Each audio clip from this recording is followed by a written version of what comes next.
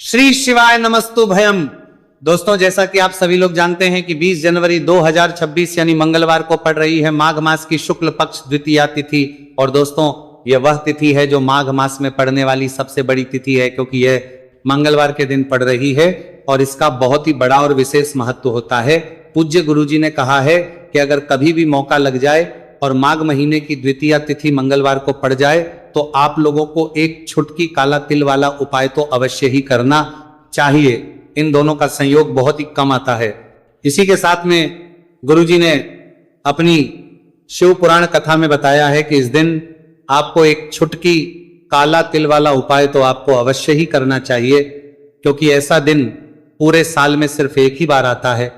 और दोस्तों, आप सभी लोग जानते हो कि मंगलवार द्वितीया तिथि का अगर सबसे बड़ा कोई उपाय है तो वह एक छुटकी काला तिल वाला उपाय है। तो दोस्तों, मंगलवार द्वितीया तिथि के दिन आप लोगों को इस एक छुटकी काला तिल वाला उपाय को जरूर करना है। बहुत सारे लोग होंगे जिन लोगों ने इस उपाय को ना किया हो, मतलब पूरा साल निकल गया, उन्होंने किसी भी दिन इस छुटकी काला तिल वाला उपाय को ना किया हो। पर दोस्तों, आपके पास एक आखिरी मौका बचा हुआ है, जो कि 20 जनवरी मंगलवार द्वितीया तिथि के दिन है। इस दिन आप लोगों को इस वाले उपाय को जरूर कर लेना है। भले ही आपने पूरे महीने भर इस उपाय को ना किया हो, पर अगर आपने इस महीने के मंगलवार द्वितीया तिथि के दिन अगर इस वाले उपाय को कर लिया तो आपको इस उपाय को करने का वो फल मिलेगा जिसकी आपने कभी कल्पना भी नहीं करी होगी। इसीलिए आप लोग इस वाले उपाय को एक बार जरूर कर लेना है, ताकि आप लोगों के हाथ से ये मौका ना जा सके और आपको इस उपाय को करने का फल मिल सके। दोस्तों, ये उपाय पंडित जी ने अपनी अभी की ही श्री शिव महापुराण की कथा में बताया है। उपाय को आज हम आपको बहुत अच्छे से समझाने वाले हैं। इस वीडियो को देखने के बाद इस उपाय को समझने के लिए आपको कोई और वीडियो को देखने की जरूरत नहीं पड़ेगी। तो चलिए दोस्तों, उपाय को शुरू करते हैं। देखिए, यह इस माघ महीने के मंगलवार द्वितीया तिथि के दिन ये इतना खास होता है, इतना महत्वपूर्ण होता है।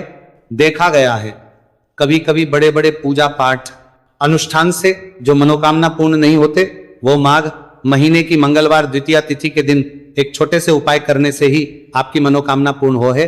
और बहुत सारे लोगों ने इस उपाय को किया भी है और उनको इस उपाय को करने का फल भी जरूर मिला है। अगर आप लोग भी इस उपाय को करना चाहते हैं तो आप इस उपाय को पहले अच्छे से समझ लेना, सुन लेना, उसके बाद करना। आपको इस उपाय का फल जरूर मिलेगा। और इस उपाय को कर लेने से आपके घर में चाहे किसी भी प्रकार की दुहक और समस्या क्यों ना चल रही हो, आपको उसका कारण भी नहीं पता है कि भाई ये समस्या किस कारण से चल रही है। उसका कुछ भी कारण हो सकता है, जैसे पितृदोष हो सकता है या किसी भी तरह का मंगल दोष भी हो सकता है।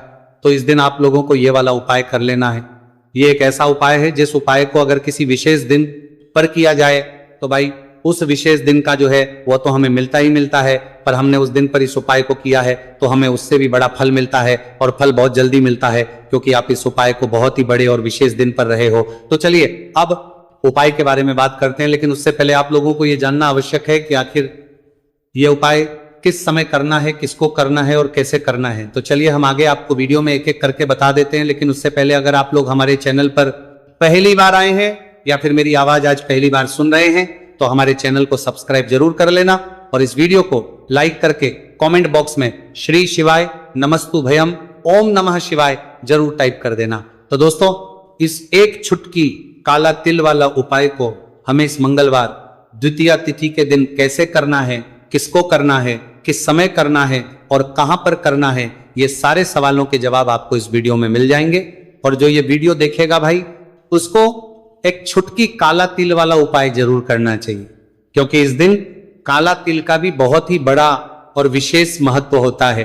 और बात आ जाए एक छुटकी काला तिल वाला उपाय की, तो यह सोने पे सुहागा वाली बात हो जाती है और ये एक बहुत ही बड़ा उपाय हो जाता है इस मंगलवार द्वितीया तिथि का। तो अब दोस्तों, इस एक छुटकी काला तिल वाला उपाय को आखिर करना किसको है, सबसे पहले हम लोग वो बात जान लेते हैं।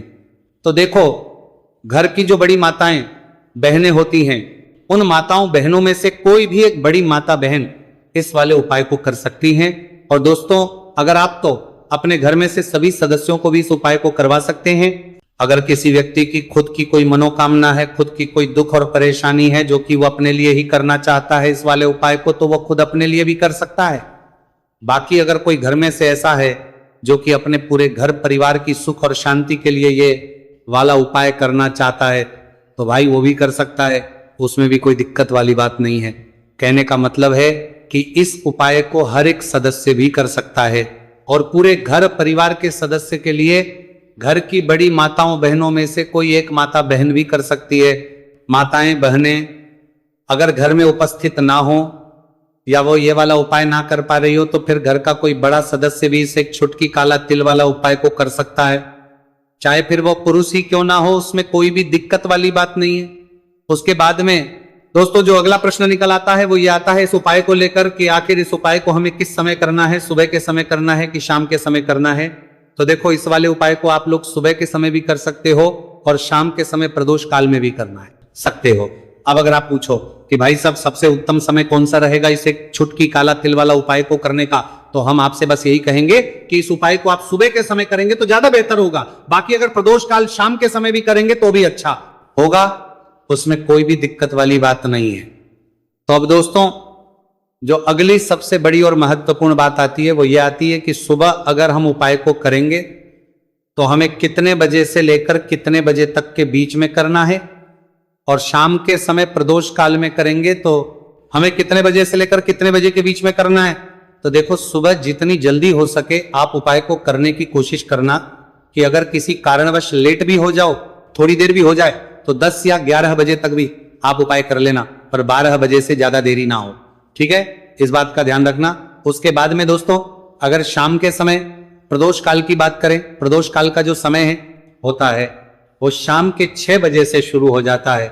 मतलब शाम के 6 बजे से लेकर 7 बजे के बीच का जो समय होता है यह समय प्रदोष काल का समय होता है।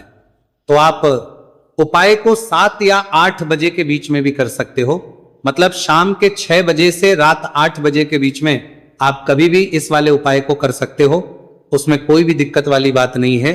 देखिए यदि आपके जीवन में संकट बहुत ही अधिक चल रहे हो, समस्याएं बहुत ही अधिक चली हो, एक एक रूप खर्च करने आपको बस ओढ़ रहा है, भूमि से जुड़ी हुई कोई भी समस्या हो या फिर आपके विवाह से जुड़ी हुई कोई भी समस्या हो या आपके व्यापार से जुड़ी हुई कोई भी समस्या हो, तो आपकी ये सारी समस्या इस मंगलवार द्वितीया तिथि के दिन समाप्त होने वाली है। तो चलिए दोस्तों जानते हैं उस विशेष उपाय के बारे में। देखिए इस वीडियो में हम पूज्य गुरुजी द्वारा बताए गए 3 बहुत ही चमत्कारिक उपायों के बारे में जानेंगे। देखिए ये जो उपाय है आपके जीवन से दुर्भाग्य का तो अंत करेंगे ही, साथ ही साथ यदि आपके जीवन में धन की समस्या चल रही है तो वह सभी भी आपकी समाप्त हो जाएंगी। देखिए गुरुजी ने बताया है कि जब भी मंगलवार द्वितीया तिथि का दिन पड़े तो हमें कर्ज मुक्ति के लिए कुछ उपाय करने चाहिए। इसी के साथ हमें धन प्राप्ति, भूमि से जुड़े कार्यों और विवाह के लिए भी उपाय करने चाहिए। तो चलिए दोस्तों जानते हैं गुरुजी द्वारा बताए गए सबसे पहले उपाय के बारे में। देखिए यह उपाय विशेषकर उन लोगों को करना है जिनकी भूमि से जुड़ी कोई भी समस्या चल रही हो, यानी कि उनकी भी जमीन से जुड़ी हुई समस्या चल रही है, यानी कि जो लोग मकान खरीदना चाहते हैं या फिर उनका खेत से जुड़ा कोई भी केस चल रहा है या फिर जिनके भी विवाह में विलंब हो रहा है या फिर जिन भी लोगों के जीवन में कर्ज बहुत ही अधिक बढ़ने लगा है, कर्ज जो है वह चुका नहीं पा रहे हैं, तो गुरुजी ने कहा है कि ऐसे लोगों को यह उपाय करना चाहिए। देखिए इस उपाय के लिए आपको थोड़े से काले तिल ले लेने हैं। देख आपको मात्र एक चुटकी काले तिल ले लेने हैं, इसी के साथ में आपको थोड़ा सा शहद ले लेना है, फिर सबसे अंत में आपको एक लोटा शुद्ध जल ले लेना है। तांबे के पात्र के अंदर आपको अपने घर से शुद्ध जल ले लेना है और इन सभी सामग्रियों को आपको लेकर के पहुंच जाना है भगवान शिव के मंदिर में। देखिए पूज्य गुरुजी ने बताया है कि इस उपाय को आप सुबह से लेकर के शाम तक किसी भी समय में कर सकते हैं। देखिए मंदिर पहुंचने के आप जो काले तिल लेकर के गए थे उनमें आपको थोड़ा सा शहद लगा लेना है। देखिए आप जो शहद लेकर के आए हैं उस शहद में आपको ये काले तिल अच्छे से डुबो देना है और शहद से युक्त ये जो काले तिल हैं इन्हें आपको शिवलिंग पर अर्पित कर देने हैं या फिर आपको शिवलिंग के चारों तरफ अच्छे से काले तिल का लेपन कर देना है। पूज्य गुरुजी ने बताया है कि लेपन करते समय यदि आपके जीवन में कर्ज से जुड़ी समस्याएं चल रही हैं, लेपन करते समय आपको आर्यन मुक्तेश्वर महादेव का स्मरण करना है, या फिर आपके जीवन में विवाह से संबंधित या फिर जमीन से संबंधित कोई भी समस्या चल रही है तो फिर आपको मंगलेश्वर महादेव का स्मरण करना है। इसके बाद जो आप जल लेकर के आए हैं उसे आपको धीरे धीरे शिवलिंग पर अर्पित कर देना है तथा आपको लगातार शिव महापुराण के मूल मंत्र श्री शिवाय नमस्तु भयम इस मंत्र का जाप करते रहना है। पूज्य गुरुजी ने बताया है कि सिर्फ एक मंगलवार द्वितीय तिथि यह उपाय करके देखना और आप स्वयं देखेंगे कि 2 से 3 महीने के अंदर आपके जीवन से जुड़ी हुई जो भी समस्याएं हैं, बस सभी समस्या बहुत ही जल्द महादेव की कृपा से दूर होने लगेगी। तो दोस्तों, इस प्रकार से आपको यह पहला उपाय ना है। अब हम जानते हैं दूसरे विशेष उपाय के बारे में। देखिए, इस उपाय के लिए आपको एक प्यारी सी बेलपत्र ले लेनी है। इसी के साथ में एक लोटा शुद्ध जल लेना है तांबे के पात्र के अंदर, और इसी के साथ में आपको थोड़ा सा शहद ले लेना है। देखिए, मंगलवार का दिन है और मंगलवार द्वितीय तिथि के दिन यदि हम शहद का उपाय करते हैं तो इससे महादेव हमसे बहुत ही अधिक प्रसन्न होकर के हमारी मनोकामना को परिपूर्ण करते हैं। देखिए दोस्तों, यदि आपको बेलपत्र नहीं मिल पाती है तो आप भगवान शिव के शिवलिंग पर जो बेलपत्र छड़ी हुई होती है उसे शुद्ध जल से धो करके उसका उपयोग कर सकते हैं। तो इन सभी सामग्रियों को आपको भगवान शिव के मंदिर में लेकर के पहुंच जाना है। गुरुजी ने कहा है कि इस उपाय को भी आप सुबह से लेकर के शाम तक किसी भी समय में कर सकते हैं।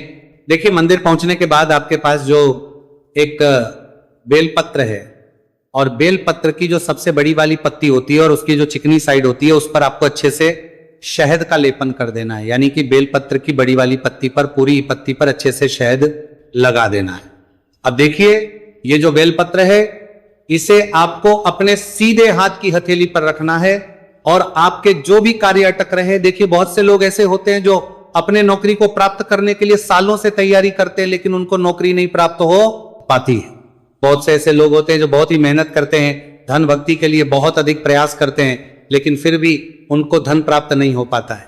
तो गुरुजी ने बताया है कि जब भी आपको अपने कार्यों में सफलता ना मिले तो फिर आपको मंगलवार के दिन इस उपाय को अवश्य करना चाहिए।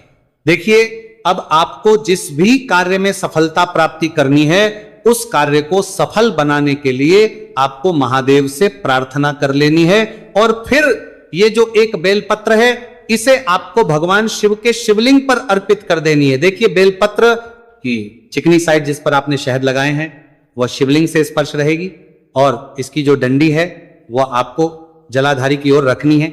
इस प्रकार से आपको यह बेलपत्र अर्पित कर देनी है। अब देखिए, आप जो एक लोटा जल लेकर के आए हैं उसे आपको भगवान शिव के शिवलिंग पर धीरे धीरे अर्पित कर देना है।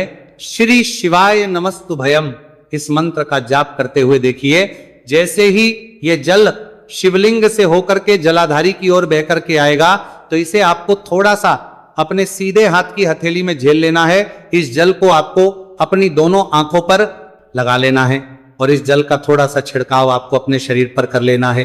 पूज्य गुरुजी ने बताया है कि जब भी हम मंगलवार के दिन शहद वाली बेलपत्र शिवलिंग पर अर्पित करते हैं तो इससे हमें महादेव हर कार्य में सफलता प्राप्त करवाते हैं। यदि हमें अपनी मेहनत करने के बावजूद भी पर्याप्त मात्रा में सफलता नहीं मिल पा रही है तो गुरुजी ने कहा है कि आपको मंगलवार द्वितीय तिथि के दिन यह चमत्कारिक उपाय अवश्य ही कर लेना है। अब दोस्तों, हम जान लेते हैं गुरुजी द्वारा बताए गए तीसरे विशेष उपाय के बारे में। देखिए, इस उपाय के लिए भी आपको मात्र एक लोटा शुद्ध जल ले लेना है तांबे के पात्र के अंदर। फिर इसी के साथ में आपको एक प्यारी सी बेलपत्र ले लेनी है। बेलपत्र आपको ध्यान की गई थी रखना है कि कैसे भी कटी हुई खंडित नहीं होनी चाहिए। अब देखिए, मात्र 2 सामग्री लेकर के आपको भगवान शिव के मंदिर में पहुंच जाना है। पूज्य गुरुजी ने बताया है कि यह उपाय विशेषकर उन लोगों को करना है जिनकी कोई भी विशेष मनोकामनाएं जो कई दिनों से परिपूर्ण नहीं हो पा रही, चाहे वह विवाह से संबंधित हो, नौकरी से संबंधित हो, व्यापार से संबंधित हो, चाहे किसी भी प्रकार की मनोकामना है जो परिपूर्ण नहीं हो पा रही है तो उसके लिए आपको यह उपाय करना है। देखिए, इस उपाय को भी आप सुबह से कि शाम तक किसी भी समय में कर सकते हैं। देखिए, मंदिर पहुंचने के बाद सबसे पहले तो आप बेलपत्र लेकर के आए हैं, उसे आपको अपने सीधे हाथ की हथेली पर रखना है और आपको महादेव से प्रार्थना करनी है कि हे मेरे महादेव, मेरी ये जो मनोकामनाएं बहुत दिनों से अधूरी है, मैंने कई प्रकार के उपाय कर लिए हैं, कई प्रकार के व्रत कर लिए हैं, लेकिन अभी तक मेरी मनोकामना परिपूर्ण नहीं हो पाई है। तो उस मनोकामना को परिपूर्ण करने के लिए प्रार्थना करनी है और ये एक बेलपत्र आपको शिवलिंग पर अर्पित कर देनी है।